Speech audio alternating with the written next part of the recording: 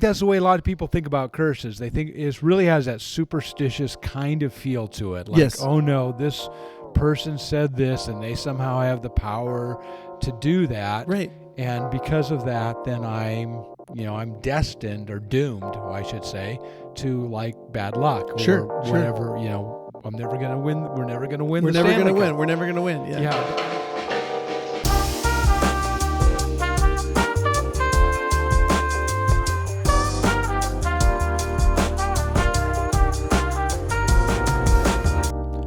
Are curses real?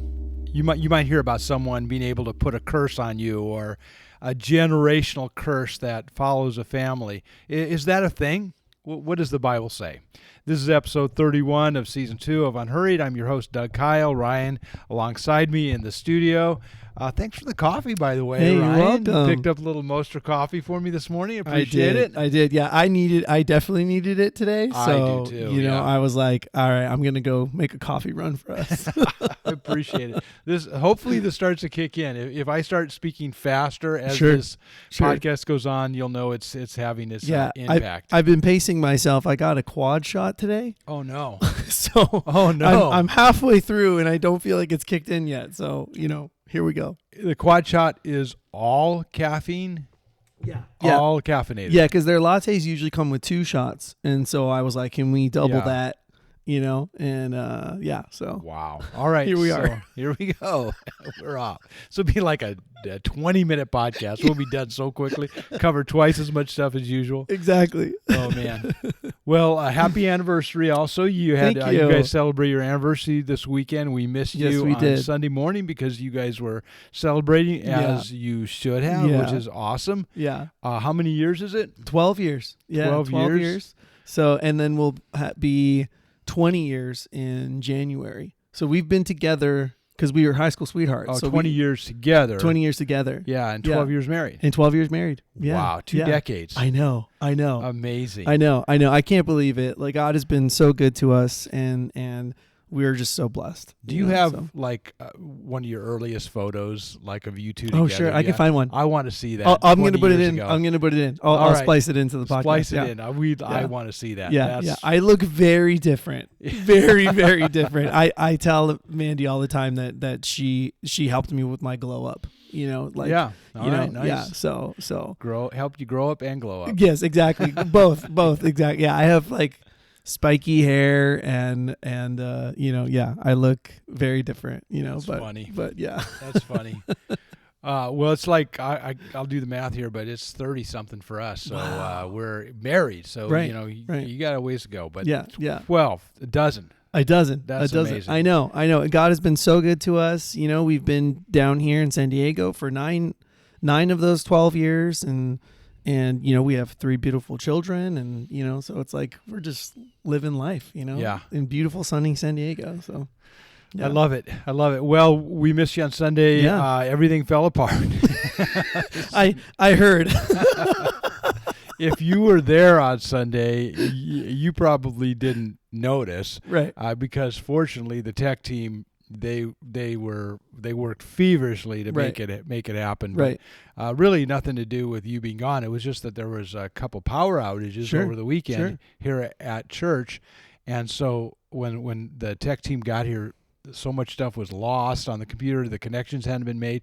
We still weren't connected to the internet, so Sure. there was they were just scrambling. Yeah. All of our network stuff like that. It when it works, I always say we look like a genius, and when it doesn't, we look like fools because we're all just staring at the scrambling. computer, just going like, okay, Yeah. how are we gonna make this work? Yeah. It's kind of like it's gnarly how much we just rely on technology just Yeah. to do everything. Yeah. You know what I mean? So yeah. Well, and you learn and you realize that when it doesn't work. And Right, suddenly you right. realize it. So if you came Sunday, you might notice the first service started about 5 minutes late. That was because they were scrambling until about 4.5 minutes into the service, and finally we were able to pull the trigger and start everything. But it had nothing to do with Ryan being gone. It was purely the power had been out. Yes. If I were here, I don't know if I would have been any help. But it would have probably been it would have been the same. Would have been the same. But it'll be nice to have you back. Of course. This Sunday. Yeah. Well, today I want to talk about, are curses real? Can someone put a curse on you? Is that a thing? What does the Bible say? But first, we actually we gave away the what do we call the prize? It wasn't the squeaky wheel prize, but it was the exceptional effort prize or something like that. Last week, and we were able to get the hat into the hands of Maddie, who's been so eager to get one, and actually it's probably more for her husband. Sure. But anyway, I did a final count, and we do have one last hat. Oh, nice. So cool. This is going to be the last giveaway for here we go, for the podcast for these hats. So this is a coveted one because it's there's no more. Right. Of course, you'll get a puck. And we do have more pucks, so we're going to have to figure out how to give those pucks away. Maybe we'll do something different starting next week for the pucks, figure out how to get those.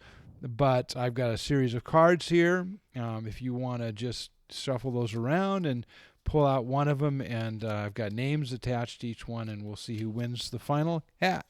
Here we go. Okay, ready? Mm-hmm. 7 of Hearts is... All right, this is funny. This is someone called the Snickers. That's how that's their name on YouTube. Right. And I don't know you have no idea who the Snickers is. Okay.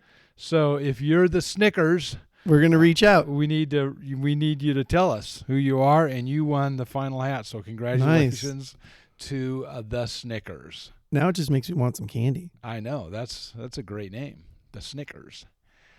All right. Well, this is our final episode too, in the lessons from the desert. We've been kind of getting some sand in our sandals. We're looking at this section of Deuteronomy that deals with the people of God as they're entering into the promised land. It's been kind of cool to track with them because so many of the lessons that they needed to focus on as they were entering into this new season of their life, so do we. Yep. And so there's been super relatable stuff. And today we're the final one. Next week we'll start something new, a new direction in this podcast. But I want to talk about, are curses real? And is that something? Sometimes every now and then you come across someone and they're really worried about this or really agitated because they're wondering, is this a possibility? Can someone put a curse on you? And what does the Bible really say about that? And the reason it ties in so well with what we talked about on Sunday, but it's something that I didn't have the time to really go into in the message, is that the story from Deuteronomy 11 explains how when the Israelites would go into the promised land, that they were going to have this ceremony where they would gather together between these two mountains. They're really more like hills because, there's not these huge mountains in Israel, a couple larger ones, but these are more like what we call hills, Mount Gerizim and Mount Ebal. And from one they would shout the blessings of God on the people, and the other they would shout the curses. It was meant to be this reminder to the people in the land that if they followed God, they would be blessed. If they didn't follow God, if they disobeyed his commandments, these curses would fall upon them.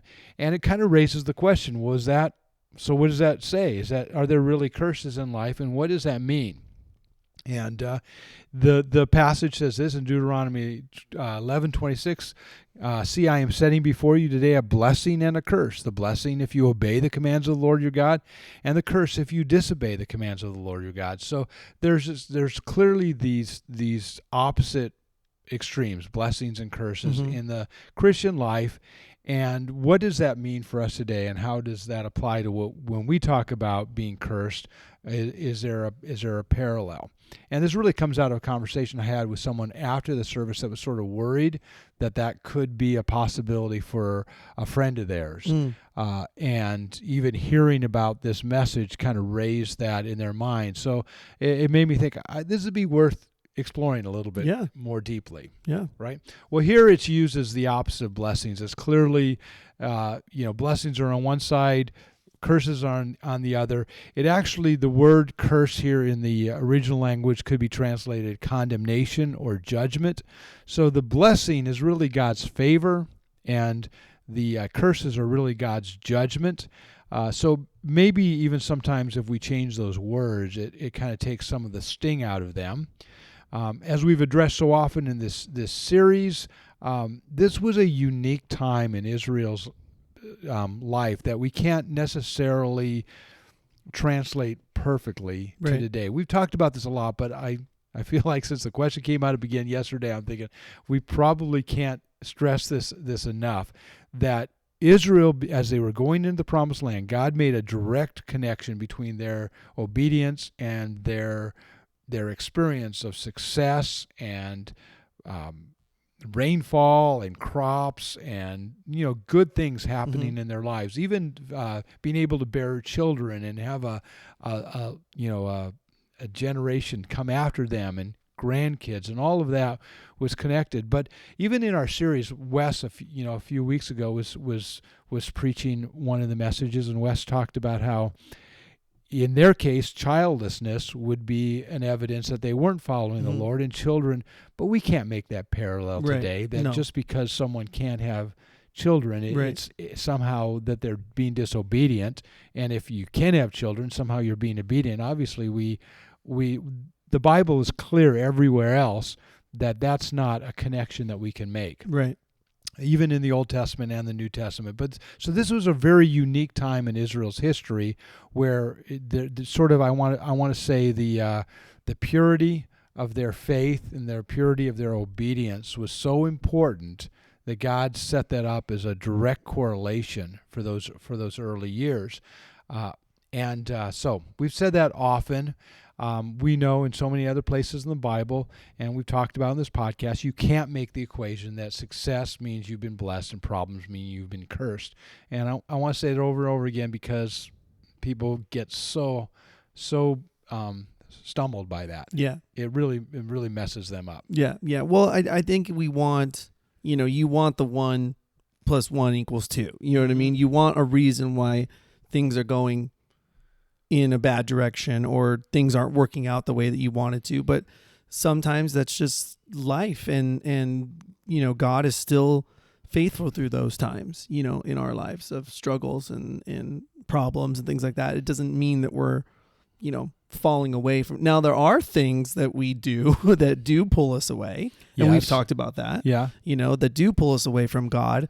And there's certain things in our life that we, self-inflict, but not in this case. You know what I mean? Like, this is a case where in most areas of our life, if something happens, it's not because we're not following God or not faithful, It's helpful to know that too when you read this passage, because we have to, and so in the message, for example, I really made the connection that for us today, these are spiritual blessings rather than material blessings that God offers us. He still offers us blessings that are spiritual, and we will experience cursings or judgment or some of these the problems that come our way if we make poor choices. That's still they're gonna happen, but that's the connection to this passage. So I bring that up because it's a very interesting story where they are told these blessings and the curses, and they make them is connected directly to their obedience and disobedience. Having said that, there is a connection for us. But I want to now step back and look at the larger question, which this sort of just hints at, this passage. What's the big picture answer? Are curses real? Are curses a real thing? The short answer is yes, but not the way many people think. Yes, but not the way many people think. Yeah. Many people, when they think about curses, they think about they're sort of like it's a magical spell that someone can put on you, or bad luck that's just going to automatically come your way. It's going to control your life, and there's nothing you can do to avoid it. It's just been placed upon you, and now you're trapped. Now you're inevitably going to bad things are going to happen. This rain cloud is following you around, and it's always going to be bad. That's the way we think about it, right? Right. Well, what came to mind when because Mandy and I were gone yesterday, so we listened to the message last night, and what came to mind was we were talking, and in hockey. First of all, can I just cut you off Sure. and say, kudos for listening to the message last week. You're on your anniversary weekend, and you missed one Sunday, and you guys, fired up and listened to the podcast. Well, Good job. well- Or not the podcast, but the sermon. Of course. Yeah. I mean, well, you are our pastor, our pastor boss, as I like to, endearingly call you, but also it's like, it feels, it's like, this is our church. So it feels weird, like you feel like you miss out on something, you know what I mean? Like, and I know it's just the message. So I didn't know any of the tech problems that were happening. Yeah. So I was like, oh, look at that. You were oblivious. You're going, oh, it looks like it went fine. Look at that. They don't need me, Little did you know. Little did you know. All right. So you're going to tell a hockey story. What a surprise. What a surprise. All right, what a surprise. All right. So they make a parallel with hockey. Ongoing telling of the C.S. Lewis hockey references. Yeah. And I literally was listening to a Phil Wickham song before you came in and sat down. There you go. There you go. So here we are. Okay. There we go. So go ahead. So what came to mind was that in hockey, there's the Stanley Cup, right? Which is the championship cup, right? Now, before the Stanley Cup, there's another cup that's called the Conn Smythe Cup. Okay. It's given to the Eastern Conference team and the Western Conference team before they face off in the Stanley Cup, right? Now, there is a curse, okay? Yeah. With the trophy that you're, as a hockey player, the only cup that you're supposed to touch is the Stanley. You're not supposed to touch any other trophy. Oh, okay. So hockey players have this superstition, this curse. Yeah. So there's been teams lately that have been touching the Conn Smythe, and everybody freaks out, So I just remember watching, this last season, and I tell So you mean the presenter would hand them the trophy, but nobody touches it? Nobody touches it. They either leave their glove. They either leave their gloves on, or they put their gloves like in their behind their back, or something. They will not touch it. Place it on a table or something, but nobody will touch the trophy. Right. Yeah. So like they'll present the award and all of the hockey, and it's really, the pictures are kind of comical because they so badly do not want to touch it that they won't even go next to the table, and the table is, I don't even know. It's a little table that they bring out onto the ice. Yeah. And all of these grown men will not touch it. You know what I mean? They just won't. Well, lately, the trend has been to touch the trophy now. Like, they're trying to break the curse, but still people, freak out. Yeah. Right? So when we were listening to the message, I just was reminded the last Stanley Cup, run. My son and I are watching it, and the Florida Panthers touch the cup, and we both start freaking out. We're like, oh no, they don't touch the cup. Touched it. And now you just remember, like, Mandy and I were laughing to each other because, we were just thinking of Remy going, Mom, they're touching it. Like screaming at the top of his lungs. And how did that bear? Well, they won. They won. They ended up winning the Stanley Cup. So now so the curse is broken. The curse is broken. The curse or at least for them, it proves the curse wasn't a real thing. Right. It wasn't a real thing, that it was in all of these people's heads. But there are still players like, the other team that ended up losing, they didn't touch it. Yeah. So now there's this thing of like, well, they touched it and they won, and they didn't, So now it's flipped. It's flipped. Now it's flipped. Now you got to touch it. So we'll see what happens next year if everybody wants to touch the trophy. Exactly. I know. That's what came to mind when you were, sharing the curses and things like that. I think that's the way a lot of people think about curses. They think it really has that superstitious kind of feel to it. Like, oh no, this person said this, and they somehow have the power to do that. Right. And because of that, then I'm destined, or doomed, I should say, to like bad luck or whatever, I'm never going to win. We're never going to win. We're never going to win. We're never going to win. Yeah. I was thinking that's so funny that you mentioned the hockey example. I'd never heard of that before. Yeah. I was thinking about the in baseball, the Cubs had the curse of the goat curse, where someone, like, I don't know the whole story, but someone decades, and I mean like in the 30s or something, brought a goat to the game, Right. and ever since they never won. They never won until now. Right. They broke that curse somehow. Yeah. Well, the Red Sox had the Bambino curse. You know Right. what I mean? Yeah. Where it's like they traded Bambino to the New York Yankees, and then And of course they could never win. They could never win. They couldn't get past the Yankees. So yeah, it's Yeah. yeah. There's all those. The Toronto Maple Leafs haven't won the Stanley. They won the Stanley Cup in 1967 and have never won it since. Mhm. And so they only have one. And for being, an original 6 team and then being such a storied franchise, like they've never. So people think that there's like a curse, with the Toronto Maple Leafs, but it's not. It's not real. Yeah. In that sense, it's not real. It's not. It's not real. But that's the way we often think about Yes, it. So yes. even as the Bible uses the term curses, that's interesting. That's what your mind went to. Right. That's, and so I really do want to go a little deeper into that in the podcast, because that, for many of us, that's kind of the direction that our mind takes us. Yeah. To this kind of superstitious, very magical look at what curses are. Here in Deuteronomy, it was God's judgment for disobedience. That's Yes. what the curses were. Right. It could be translated condemnation or judgment, and we just need to really see that these are real consequences to their behavior, not like some kind of bad vibe or spell that's Right. been placed upon them. It's really the consequences of their choices, and that's what God's saying. There are real consequences to the way we live. So someone asks, yeah, but what about evil forces? I mean, doesn't the Bible say that there's beyond, in the spiritual realm, there's these evil forces Mm-hmm. that are also at work? And yes, that's true. Evil spiritual forces are a real thing. But even in examples like a lot of people would like to look at the story of Balaam in Numbers 22 through 24, where it seems that he was able to curse other people. Well, he was only able to, quote unquote, curse them because God allowed that in that story, Mm-hmm. and God limited what he could and couldn't do.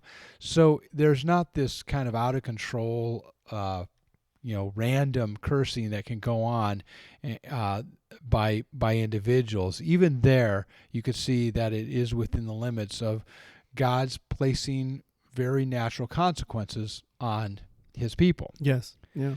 More than that, if anyone wants deeper assurance on this, the Bible says that the cross changes everything for the believer. Mm-hmm. There's a great verse, and it can be, this would be worth really looking at further for those of you that are watching or listening. You might want to, when you get a chance, look at Galatians chapter 3, and especially tune in to verse 13, where it says, Christ redeemed us from the curse of the law by becoming a curse for us. Mm. The cross changes everything. And it's interesting, it uses this term that is often misunderstood. And what this means is that as a believer, we cannot be under any kind of curse because Jesus has broken the power of the curse. And again, it's using it in the way that we've defined it from Deuteronomy. The curse really there is this judgment or condemnation that comes upon us because of our sinfulness. Jesus broke the power of sin, of death, of any kind of demonic claim that can be over us. And he did so on the cross. Yeah. And that's what the cross did. It broke that. So if you want even further, maybe comfort or confidence about this, a little deeper assurance, it really is built into this passage. It uses that very terminology, the curse. Again, curse means God's judgment. Yeah. There's a lot of people ask me over the years, they go, I want to get a new Bible. Is there a good Bible that you recommend? And I often recommend the Quest Study Bible because what they've done, it's really an interesting Bible. I don't know if you've seen this one, but it's really interesting. They've taken like hundreds of scholars and actually not just scholars, but just individuals, asked them to read certain sections of the Bible, and then they said, write out your questions. What are your questions that naturally come to mind from this passage? And then on the margins, they have these questions that that hundreds of people have kind of come up with, and they go, these are the ones that most people are asking about this passage, and then they've had biblical scholars answer those questions. And so it's a really cool, Bible, and it's very practical, and it's really the kind of questions we all ask. It's not these real heady questions, but they're really like everyday questions. Sure. The question that it asks right next to Galatians 3:13 in the Quest Study Bible is, in what sense did Christ become a curse?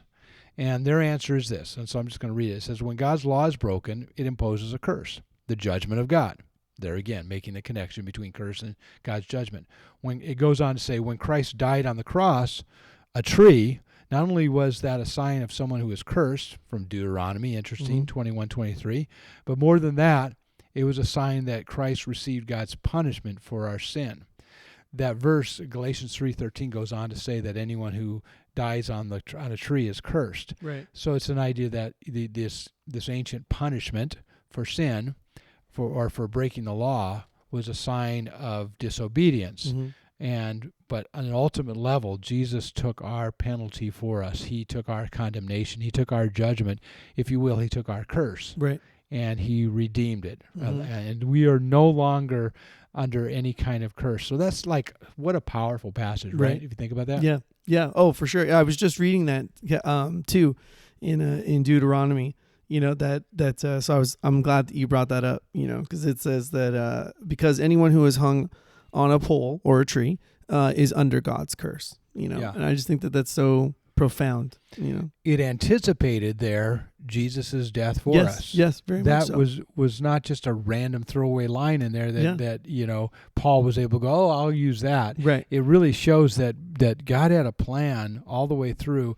He wanted to teach his people in the Old Testament that obedience does lead to blessing, certainly blessing in a spiritual sense for us, not necessarily material goods. Yeah. And that disobedience leads to God's condemnation. Yeah. Though again, grace redeems all that. Yeah. And that the only way we could solve that is by someone dying on a tree. Right. And the tree being the cross. Yes. Yeah. My son, when we do our nightly routine in our pray, he always prays. He always says, thank you, Jesus, for going to the cross, or dying on the cross for us. And I don't know where he picked that up. I usually, and maybe, I don't know, maybe I said it one time, or maybe he got it from school or something. Yeah. And, but I always think it's so, it always reminds me, because I at least when we do our nightly, prayers with the kids, and I'm always like, thank you for mom, and for mommy and our little peanut. It's like I try and like make them very like preschoolish, I guess, elementary. But I just think it's so. It always puts it in perspective for me that he, even in his young age, has grasped. He goes that. He goes deep. He goes deep. He goes deep with his prayer, like rich theology, and you're like. I'm like, thank you for the food and for the roof over our head, which I'm not saying is not important. And I'm saying this very tongue in cheek right now, but I just love that he's always like, thank you, Jesus, for going to the cross for us, and for and I'm just like, yeah, you go, man. Like, he always goes very deep, Thank you for the goldfish crackers, and he's like. Rich theology. Thank you for your deep sanctification in our lives. And you're going, wow. Whoa. Whoa. Whoa. Wow. All right. Well, you go. This is certainly this would be a great one for your prayers at night. Then it's this beautiful reminder that because Jesus' death on the cross, we've been redeemed from any kind of curse in our lives as well. Yes. And that should be good news. So here's a follow-up question. Don't we still live in a world where curse-like effects happen? Isn't that, we look around and it seems like people sometimes can be affected by that. And the answer to that is, of course, lingering consequences from our sinful choices, even generational patterns, things that we've been raised with and they get passed down, these negative influences and choices. From generation to generation, but nothing that the cross doesn't cover. Yeah. Sometimes when we talk about curses, I feel like people are giving it way more power than Jesus. Yeah. And the cross. Right. The most important, the biggest power here is Jesus and what he did on the cross, not some kind of curse that might come in someone's life. I'm not saying that they're minor. I'm just saying the cross is major. Right. Exactly. Well, and I think if we stay focused on that, we stay focused on the power of Jesus taking on that curse for us to defeat the grave for us, and I think that if we keep our focus on that, then the little things that seem like they're we can't break from it, we can. We have the ultimate trump card, which is Jesus Christ. Right. Totally. After the message I already told you someone was worried that their friend might think that they're cursed. But again, I want to say, bad things happen to good people. It doesn't. We can't make the equation that that's a curse. And we can still be under God's blessing. We can still be forgiven and redeemed by the cross and still have bad things happen to us. And it's also true that good things happen to bad people. Right. That some people kind of skate through life and everything seems to fall in place, and they're living far from God and making choices that dishonor him left and right. Doesn't matter. That doesn't mean that they're somehow blessed in an eternal way. Right. We just have a very short-term focus, and it's only when we see the big picture in light of eternity, we see how things are ultimately going to be made right with them. So what's the point of obedience then? I mean, swinging back to our passage, if, yes, that worked for them back in the day, back when the Israelites went into the Promised Land, God has set it up so there would be this direct correlation for obedience would lead to blessing and disobedience to curses. But we've said, now pretty clearly, that's no longer what we can expect today. So what's the point of obedience if it no longer necessarily leads to blessings? Why don't we just, lean hard into God's grace and hope for the best and not spend so much time trying so hard to follow God's ways? Well, I think this is something that needs to be said as well. This is kind of a balancing principle. There is a correlation in general that following God does lead to success in general. Yeah. So even though you can't in particular say, let's use the example of childlessness. You're infertile as a couple. You can't have kids. Does that mean that you're doing something wrong? No, you can't say that. You have a wonderful family, so many kids, everybody's doing great. Does that mean you're doing great? Not necessarily. Right. You can't make a one-to-one correlation, but we can say that these are principles that God has built into our lives, and that when we do follow his ways, in general, is going to lead to a more successful path. Yeah. You're going to have a better marriage. You're going to have, in general, your family is going to do better. In business, you'll do better. In relationships, in general, you'll do better. Prosperity, in general, you're going to be more prosperous. Life itself will be more meaningful for you when you follow God's ways and God's plans. These are principles in general work, though there are particulars that we can't always, explain away or make that correlation. Right. Well, you gain so much fruit by following Christ, especially because you have your immediate family, which you can be very, very blessed in that too. But then you get a church family, you get an eternal family.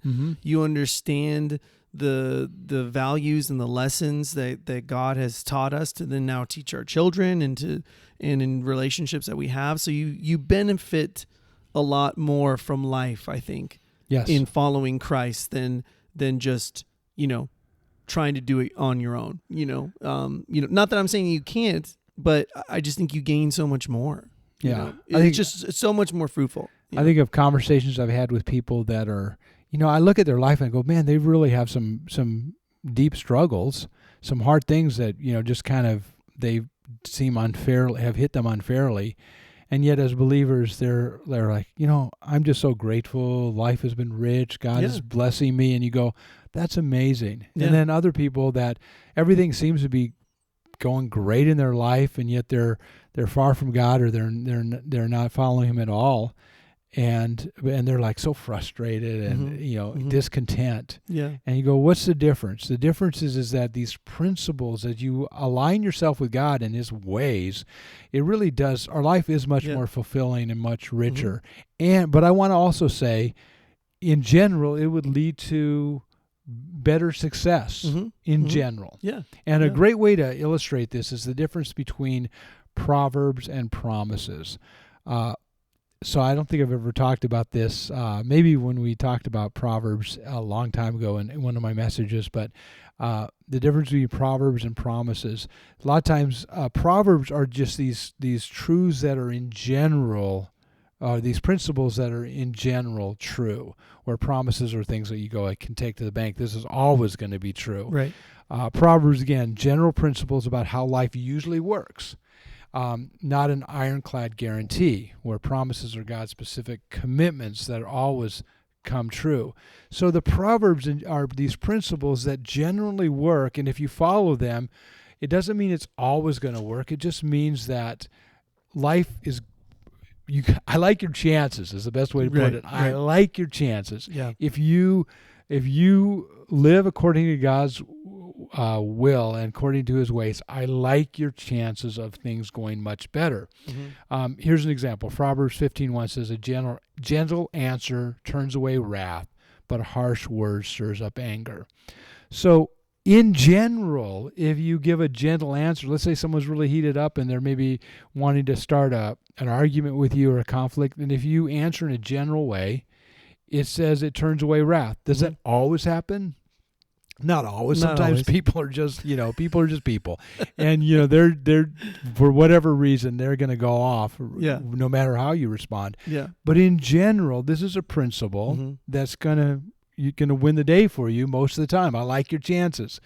Someone comes up to you, they're hot-headed and they're I don't know. Even on the hockey ice, I don't know. Maybe that's a possibility. Someone comes up, they're really fired up and amped up, and if you just respond with gentleness rather than equal rage, right? I like your chances. Yes. Yes. Usually it diffuses conflict. It doesn't mean every time it's going to. It's not a promise that you can take to the bank, but it's a principle. No. Yeah, for sure. Another one, Proverbs 10:4 says, lazy hands make for poverty, but diligent hands bring wealth. Diligence often leads to prosperity, but not in every situation. It doesn't mean it always works. There are people that are really hard workers and life has dealt them a rough situation, and there's others that are super lazy, but they just got lucky and, money just keeps rolling in for them. Sure. But in general, you can say hard work is going to lead to prosperity. Yeah. And so, again, I like your chances. Again, this is what I want to say, because it's easy to look at what we said so far in these podcasts over this series that, well, I guess obedience is overrated if you can still face troubles and everything. No, it's not overrated. Right. Live obediently. I like your chances of having a much smoother, more successful, more blessed life in the terms that we've been talking about. Yeah. Well, even in your marriage, I mean, I know, you and I have talked and shared our, kind of family history and family stories and stuff like that. But even,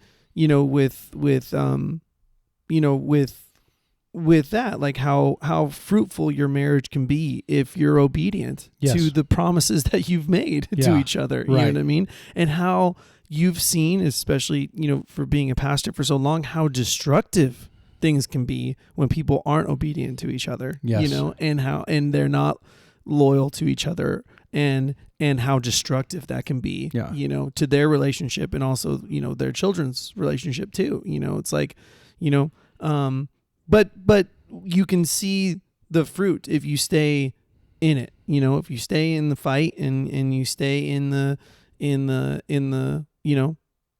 the obedience of the relationship with your spouse, and then with God, and how fruitful it can be. Yeah, these principles work. Yes, they do. God's word works. Yes. And it's not many of our acts of obedience aren't ironclad promises. Everything's going to fall in place. But these are principles that over time are going to pay off without question. And it doesn't mean that sometimes life throws us a curve that we didn't expect. It doesn't mean sometimes Yeah. luck happens and you do better even though you've been, neglecting God's word. It doesn't mean that grace isn't real and grace doesn't, transform us, and forgiveness isn't a thing that really makes a difference. Obviously, all those things are true, and so that's why it's much more complex than just this easy equation. Do this, you'll get this. Right. Don't do this, Right. you won't get that. It's not that easy equation, but the principles work, and Yeah. it's worth it. And that's why, really learning God's word and not just saying, well, I'll just go on my own common sense, Right. but really understanding what the Bible teaches in life, in relationships, in business, in our walk with God. Sure. All of those things make a big difference in our experience of success Yes. in life. Yes, for sure. For Yeah. sure. Yep. Well, I hope that's, as we're wrapping up the series, I hope that puts some people at ease. If you thought, you'd been cursed, or if someone can give a curse, or you're worried that could happen to you, I think this should, put you at ease. We know that Christ covered the curse for us, and we also know that we have real choices, and the real thing we need to be aware of is walking in the blessings of God by obedience and avoiding the disobedience, which would lead to the consequences that we don't want. I do have a question here for the end here, and so this in the message. Now, this is just, if you weren't there, I need just a little backstory. Sure. Well, you listened to it last night. I'll put you on the spot. Okay. God used two hills. I mean, they called mountains, but they were really more like hills. Two hills, and now you're looking at you're calling up the outline. Just to Well, make sure. now you got. I'm sweating now. This is an easy one. What did the hills represent? You remember what the hills represented? There were these two hills real hills in Israel. Right. They were the blessings and the curses, right? And they would one group, one tribe would say blessings in the down in the valley, and then the other one would say the curses. Yeah. Yeah. So what's really interesting is those are real hills that for the rest of their lives in the Promised Land, even to this day, you can look at those hills, Right. and they should be like a physical geographic reminder to them of God's. So I was like, what are some other physical signs that God gave? That's the question. What are some other physical signs that God gave that are kind of in nature, or that we can look to today that have some meaning? Well, I made a list of a few of them. One is the rainbow. Yeah. So that's most of us don't live in Israel, so we don't see those hills every day. If there's any listeners that can see those hills, man, that would be cool. That would be amazing. I bet we do have people though that are listening that have seen those hills. Sure. Visited the Holy Land, and they've seen those two mountains or those two hills. But most of us don't see that every day. But every year we see rainbows. Yeah. Throughout the year. Yeah. The rainbow is a physical reminder that God gave us that He's not going to destroy the earth by flood ever again. Right. So there's a tsunami warning, a few weeks ago or a week and a half or something ago here in San Diego. I go, okay, that could happen, but we're not. Don't worry, it's not going to completely flood the world. Right. Well, my first reaction to things is always sarcastic, and I really am trying to get better as a 37-year-old. I'm trying. I really am. But my brother had texted me in concern, and that's what he wrote. He goes, "Are we concerned about the tsunami?" Basically meaning, you should be. You're like, "Are you okay?" And I jokingly told him, "No." I was like, "No, God's got us." You know what I mean? Like, I'm not worried about it. I'm not. But not worried about it in the sense of, God's promise to us. Yeah, right. So, totally. But yes. And you live closer to the coast than I do. We do. So we I'm do. definitely less worried than you. We do. But we have this rainbow, and it's a great reminder, not just the concern of a literal flood, but really in the concern of the sense that God has promised us His grace. Now Yes. there will be a final judgment that's coming. It won't Yes. be by flood, but it's this. The rainbow is this reminder of after the rain comes the grace. Yes. And Yes. can be a great reminder to us when Yes. we see the rainbow that there is life after judgment. There's life after crisis, Yes. and there's hope afterwards. Yes. How about this? I thought this is a really cool one. The edge of the ocean. Speaking of water here again too, and maybe this is another one that addresses the tsunami. But in Psalm 104:9 it says, "God, you have set a boundary that they," talking about the waves, "cannot cross. Never again will they cover the earth." Yeah. Very similar to really a connection to the rainbow promise. But whenever I'm at the coast, I'm always thinking about how massive the ocean is, and yet there's this very thin line between the ocean and the land, and it ebbs and flows a little bit as the tide comes and goes, but it's really, compared to the size of the ocean and the size of land, it's such a narrow little, thin line. Yeah. And God He's set those boundaries, the boundaries between the ocean, and so anytime you're at the coast, which is maybe for those living near us in San Diego, it's that's much more likely that you're going to see the coast than you're going to see these two mountains in Israel. What a great reminder that God has His boundaries. He has set this very firm line in nature and in our lives, and He gives us clear boundaries and clear guidelines, and protects us and prepares us, and He gives us those parameters that we can live by. Yeah, yeah. I always think of the like the sparrow too. I know we talked about that a while ago. That's a great one. Yeah. In one of the podcasts and one of the messages that you gave, Yeah. that's always a reminder to me. As I'm like going throughout my day, I see like birds flying around. And I go, well, if God is going to protect them, then He's going to protect me too. So birds, consider the birds. Yeah. Birds of the air. Uh-huh. Jesus said. So Yeah. that's a good one. That's another physical sign that He's given us, and we can see a bird, and it should, just like them looking at those mountains would remind them. The bird should remind us of God's great care for us. Yeah. Yeah. Yeah. I love that one. The seasons can be another one. The God takes us now. Some would argue that San Diego doesn't have many seasons, but I think it does get cold around February. It does get cold in February. I would, I have to put on a sweatshirt. I have to usually wear pants and a sweatshirt, so it gets cold. Yeah. Trust me. It's funny. I feel like all summer long I wear shorts all the time, and then there comes a period all I'm going to wear is long pants now for a long time. It's like I will never wear shorts again, and then it's like I'll never wear long pants again. Right. But every year the season comes, and it changes, and so those seasons that He's built into our world are this reminder of His order and the cycle of life that and how He brings spring out of the winter, and how He brings summer from the spring, and He takes us through these natural cycles and provides for us, which is really cool.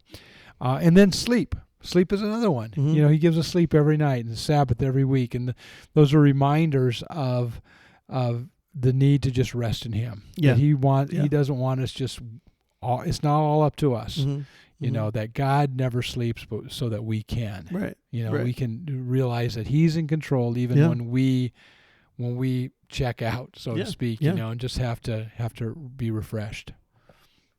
Yeah, so that's awesome. Yeah. Any other ones come to mind? Natural. I love the birds one. That's really good. Yeah. I can't think of anything else right now. I guess flowers of the field would fall in that one as well, because Jesus uses that same consider the birds of the air, the flowers of the field. Yeah, you kind of touched on cares it. For them. Right, like nature, like the sun, the sun, the moon, things that we have no idea what's going on, but we know that those are just kind of God's order and His promise in the world, and you just kind of you take it for granted as you go through the day, but we know that He's faithful in that. Psalm 19 talks about how the sun rises from in the east and sets in the west, and it says nothing is hidden from its warmth. Yes. And I know if you live in Canada or some other places, you might challenge that. But the idea that the sun all day long pours out this warmth, and in the Psalm, it's a reminder that God is revealing His glory in every place. Right. And I like the idea of this warmth. His glory is meant to be give us warmth. It's supposed to give us comfort. Yes. And assurance. Well, I hope this has been an encouragement to you, and thanks for joining us. It's been a deeper dive into a message that I gave on Sunday called The Valley of Decision. If you'd like to listen to it or listen to it again, you can catch it at greenvalleychurch.com or our Green Valley Church podcast. It's really great to have you along in the conversation. Great to have our listeners with us. Thank you for interacting with us. Please feel free to reach out at any time on our email, unhurriedpodcast@gmail.com, or you can make comments right on our YouTube page, right on our YouTube podcast. So great to have you along. Until next time, this has been Unhurried with me, your host, Doug Kyle. I look forward to talking soon.